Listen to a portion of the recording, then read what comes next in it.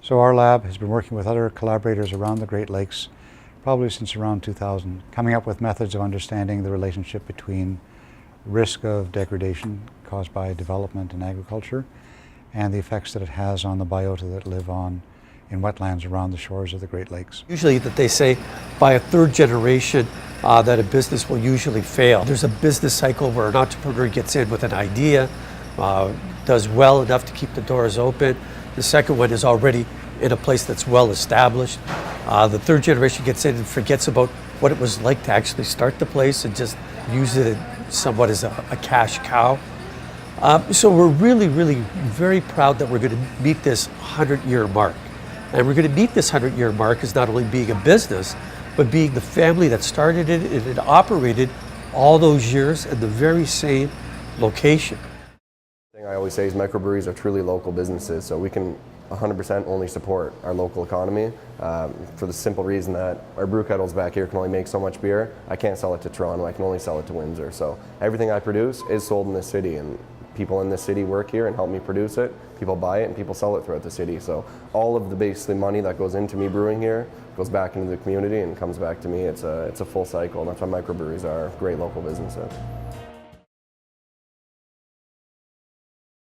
Hi, I'm Mick here at Jake's Windsor Brew, where anyone of legal age can come in and make their own craft beers from scratch. All the beers brewed here at Jake's are natural and contain no additives or preservatives. You may ask yourself, what does it take to make a craft beer? Not much really. Just pick up a recipe, pitch your yeast, and then come back to bottle the product when it's done. The whole process takes between 2 to 3 weeks. There you have it, a glass of fresh beer with no additives or preservatives, brewed from scratch at a fraction of retail pricing. When you think about international trade, it seems to be a very big picture thing, but international trade always involves moving goods across borders, and when you move goods across borders, there's a whole lot of detail. I think our program is a little bit more border-oriented than most programs in international trade, and that's what makes it distinct. It's called Border Management in International Trade.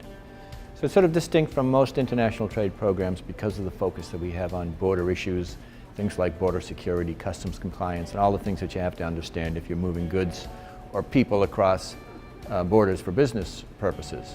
We put together people for a lot of group work. You know, we have some lecturing, but we have a lot of group work, a lot of projects. We have a lot of guest lecturers.